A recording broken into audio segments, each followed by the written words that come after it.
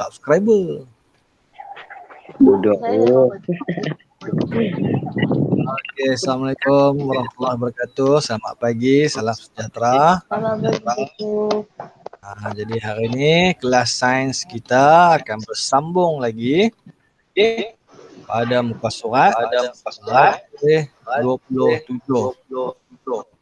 Okay, boleh tutup mic tu, bunyi jadi double. Macam gitu. Muka surat 127, struktur biji benih dan fungsi dia. Minggu lepas kita dah belajar macam mana persenyawaan tumbuh-tumbuhan berlaku.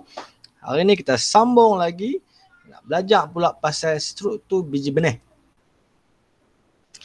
Okay, selepas persenyawaan berlaku, ovum dalam ovari berkembang menjadi biji benih. Kalau manusia lepas persenyawaan, jadilah baby ataupun fetus.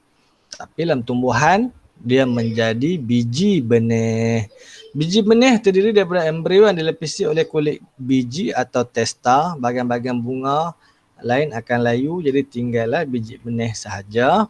Biji benih ada dua jenis, iaitu monocotyledon dan dicotyledon. Ada dua jenis, monocotyledon dan dicotyledon. Apa beza dia? Okey, mari kita tengok dulu yang dicotyledon. Di pandangan hadapan dia ada testa. Testa tu macam kulit lah, macam kulit. Tapi kita tak panggil dia kulit, kita panggil dia testa. Ada micropyle dan ada hilum. Kemudian dalam dia kita potong, ambil pisau potong, kita nampak testa.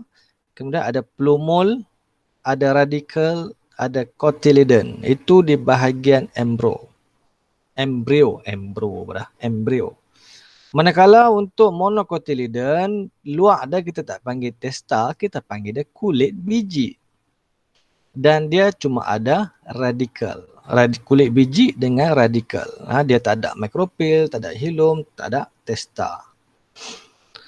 Manakala bila kita ambil pisau potong biji jagung tu, dalam dia ada kita nampak kulit biji, endosperma, cotyledon, plumule dan radikel. Plumule, radikel memang ada untuk semua biji benih.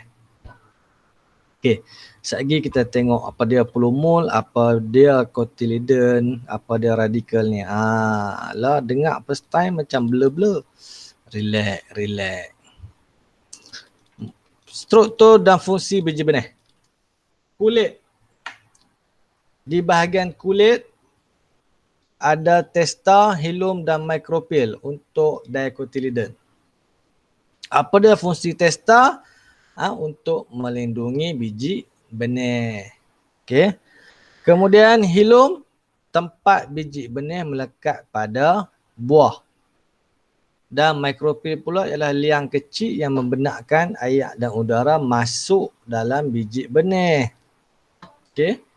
Untuk bahagian embrio, kita ada plumule, radikel dan cotyledon ataupun endosperma untuk yang ada monocotyledon.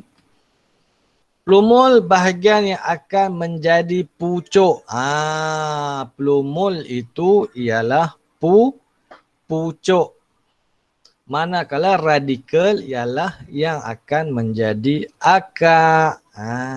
So radikel, akar, plumule akan jadi pucuk. Nak ingat dia senang, plumule P plumule, P juga jadi pucuk. Akar R kan, radical. So radical, bila soalan periksa keluar, apa jangan, bila ada soal label, jangan label pucuk, label lah plumule. Bahagian yang nak jadi akar tu kita label sebagai radical, jangan duk label akar. Okey, dah jadi akar baru kita label sebagai akar. Bahagian yang baru nak jadi itu kita panggil radical. Dan cotyledon ataupun endosperma menyimpan dan membekalkan makanan untuk percambahan biji benih. Okey, kita tengok muka surat 128. Ada dua jenis Percambahan yang pertama, alamak, api mana pula dah. Ih, silap tekan sikit lah. Sabarlah. Baru duk turun. Sikit lagi.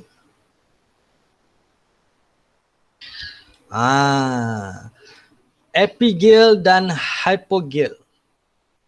Okay. Semasa percambahan, testa tu ataupun kulit dia akan pecah dan radikal mula muncul, tumbuh ke bawah membentuk akar. Kemudian pelumur pula tumbuh ke atas jadi pucuk. Okay. Sesetengah cotyledon keluar dari tanah dan disebut sebagai epigel. Terdapat juga yang duduk dalam tanah, yang itu kita panggil hypogel. Okey, sana cikgu nak contiang sikit.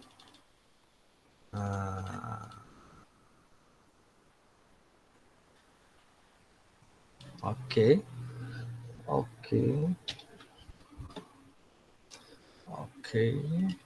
Alright. Okey, sepatutnya awak nampak cikgu punya gambar ni. Okey. Yang kita sebut sebagai mula-mula tadi radikal. Cikgu lukis guna pen merah. Okey. Ini biji benih, warna merah cikgu lorek ni ialah biji benih tanam dalam tanah. Okey, dia tanam dalam tanah. Orang tak tanam atas tanah, dalam tanah. Okey. Kemudian radikal ataupun bahagian embrio yang akan jadi akar ni akan keluar dulu menuju ke bawah dan menjadi akar. Plumul tak keluar lagi ya. Ingat dua benda aja, plumul dengan radikal. Dua tu, satu jadi pucuk, satu jadi akar. Mula-mula dia keluar radikal dulu untuk jadi akar. Okey, ni gambar ketiga dah cambah dah jadi akar. Tapi pucuk pun tak keluar lagi. Okey. Kemudian bahagian cotyledon ni, bahagian biji benih ni, cikgu lorek warna merah ni, yang ini akan naik di atas tanah. Ni tanah. Dia naik duduk di atas. So kalau dia duduk di atas, ini kita panggil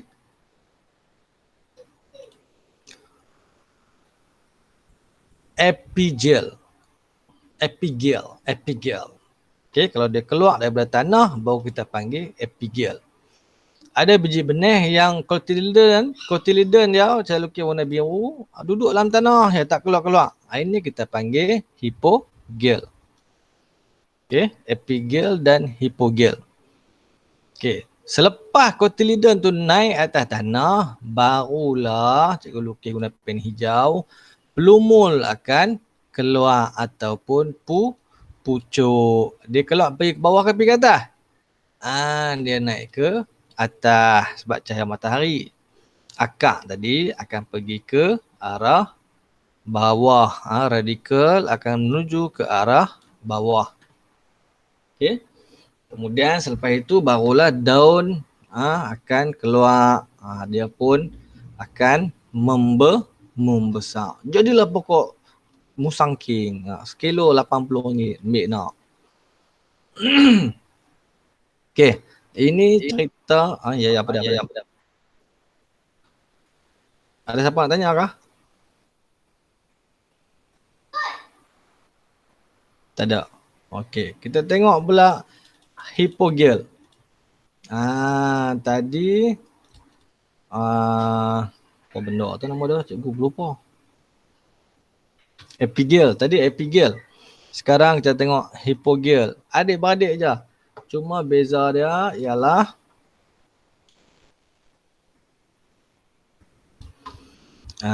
cotyledon duduk di mana. Okey. Untuk yang hypogel, biasanya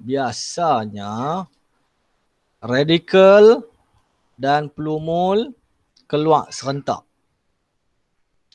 Ni biasanya dia keluar serentak. Contoh dia saya bagi pokok jagung.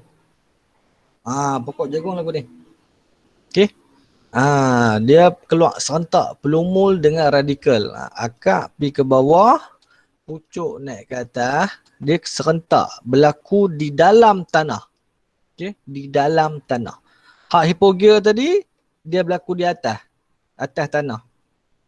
Yang ini epigeal tadi atas tanah. Untuk hipogeal ni dalam tanah. Okey.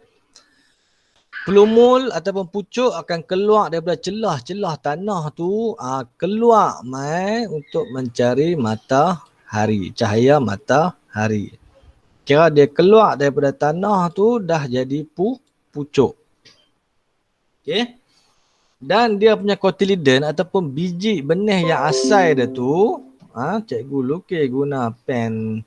La ilaha illallah, matang ni pun tepi lah sikit. Cikgu lukis guna pen warna biru. Dia punya cotyledon biji benih asal kekal di dalam tanah. Dia tak naik pun ke permukaan tanah. Dia kekal duduk dalam tanah. Ini kita panggil hipogeal. Okey. Pokok jagung lah contoh mudah saya nak bagi, pokok jagung. Kalau macam tadi pokok kacang hijau. Kalau tak silap saya kacang hijau boleh dia jadi epigeal. Okey. Dia tumbuh cotyledon dia keluar di atas permukaan tanah. Okey, faham tak faham ni beza dia tu?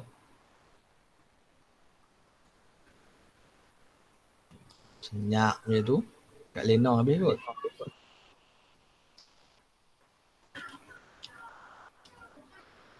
Apakah syarat percambahan biji benih? 3 syarat yang paling penting untuk biji benih membesar, iaitu pertama air, yang kedua udara, yang ketiga suhu yang sesuai. Ambil biji jagung, bubuh dalam tanah, kena siram tak? Siram untuk bekalan air. Udara memang ada. Suhu yang sesuai. Kalau mula-mula tanam terus bor tengah panas, mampunya biji benih. Tanam tempat teduh dulu ke agak 2-3 tahun, dia 2-3 tahun. Agak 2-3 hari dah keluar dia punya pelumul dah keluar cantik sikit, baru kita jemur tengah panas, barulah pokok membesar dengan baik. So dia perlukan suhu yang sesuai. Okey. Ada eksperimen yang akan kita buat. Ini kali saya mau buat ini eksperimen. Tapi sekolah tak buka. Okey. Dan menariknya eksperimen ni awak boleh buat di rumah saja. Okey.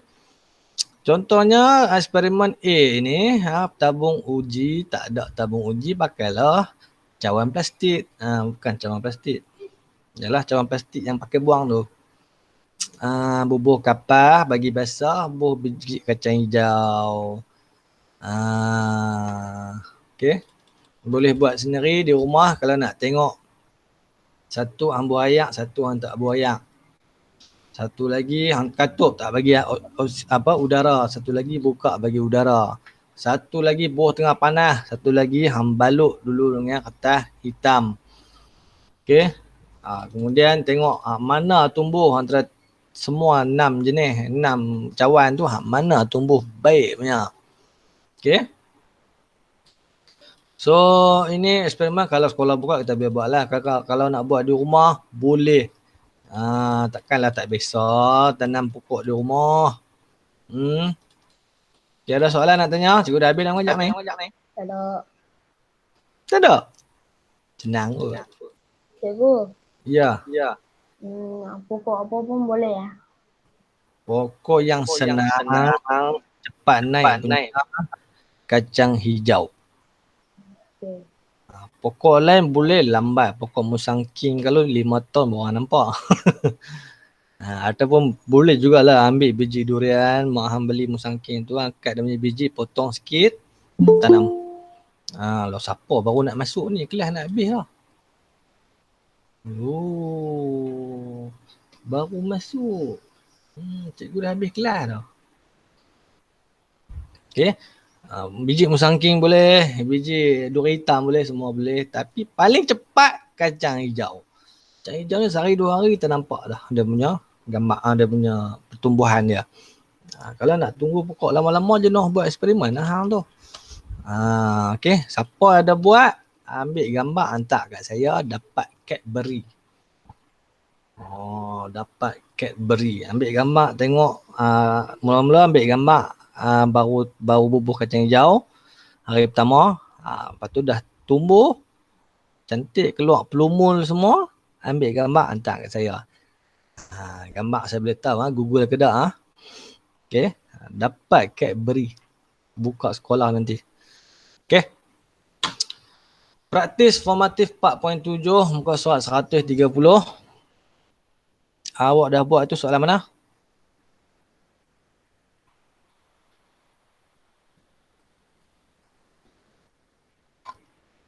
Itu dah buat kan soalan ni kan?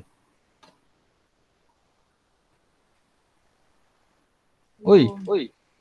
Dah buat belum? Belum. Minggu lepas saya suruh buat latihan apa? Dah, cikgu. Dia tak buat. Orang sudah sial lah Tambi. Tak buat. Okey, so latihan untuk hari ni muka surat. Teng.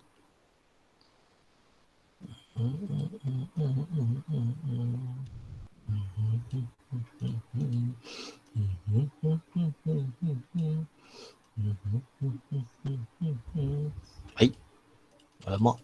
Tak ada soalan ke? Alamak. Penerakan soalan minggu depan kita masuk bab baru. Hari ni saya nak suruh buat soalan nombor 5. Soalan nombor 5 muka surat apa ni 144. Bukan. 134, cikgu. 134. Era Aziz juga pandai. 134. Soalan nombor 5 is dengan B dalam buku latihan. Era Aziz sudah buat latihan minggu lepas.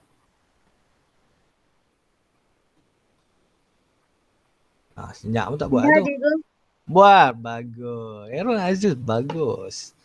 Itu untuk latihan, buat dalam buku latihan. Satu soalan je, satu soalan saya cikgu bagi. Awak ada masa sampai pukul 12 untuk buat. Boleh ambil gambar, hantar ke cikgu untuk cikgu write. Okay, kalau nak write boleh ambil gambar, hantar kat cikgu boleh write. Ada 2-3 orang duk hantar. Lain semua uyup tak tahu ke mana. Tapi tak apalah, cikgu faham lah. Kok lah, line tak ada lah, bobok telefon lah, apalah. Siapa yang boleh buat tu, buat. Boleh WhatsApp ke cikgu boleh tandakan hang punya latihan. Ini dah ke mana dah? Sembang lah jok. Nota. Muka surat. Era Aziz, ni muka surat apa? 128. 128. Gambar raja 4.34. Kasih lukis cantik-cantik. Sama photostat. Kena photostat pun tak buka. Lukis cantik-cantik ni. Ada pun tamu photostat. Mau lukis sama tangan juga. 4.34 ni. Satu lagi 4.35. Ini muka surat 128, 4.34 dan 4.35. Kasih lukis. Satu hipogea, satu lagi apa ya Aziz? Hipogea dengan epigea lah. Aziz sudah senyap, tak tahu nak baca lah tu. Okey, itu untuk nota, buat dalam buku nota. 2 gambar ni saja untuk hari ni sampai pukul 12 tengah hari. Kalau tak ada, buatlah besok. Kalau tak ada, buatlah tahun depan. Okay. Ada soalan mau tanya? Ada cikgu. Semua apa dah daftar vaksin ke weh? Kami antibody kuat ni. Ha? Antibody kuat ni. Kan boleh daftar vaksin dah untuk apa? Mana boleh lagi tu? Daftar weh. Boleh cikgu? Boleh lah. 12 tahun ke atas dah boleh daftar dah. Daftar. Oi, tunggu berapa lagi? Cikgu ambil dah cikgu. Tak lagi. Ya daftar 6 bulan dah. Apa tak ada lagi. Kau daftar dulu. Budak-budak dia bagi dulu. Orang tua-tua ni tak apalah, tak penting. Orang tua dulu cikgu. Okey, kalau tak ada apa-apa, ada sejam lagi nah. Masa sains ada sejam lagi. So, siapkan latihan, siapkan nota. Okey, latihan boleh snap gambar WhatsApp cikgu PM untuk cikgu Raid. Okey, kita jumpa lagi pada minggu depan. Minggu depan hari apa? Hari jap tu. Hari Selasa. Minggu depan hari Selasa kita akan berjumpa kembali. Jadi stay safe, duduk dekat rumah diam-diam. Sekian, Assalamualaikum warahmatullahi wabarakatuh. Bye-bye. Baik.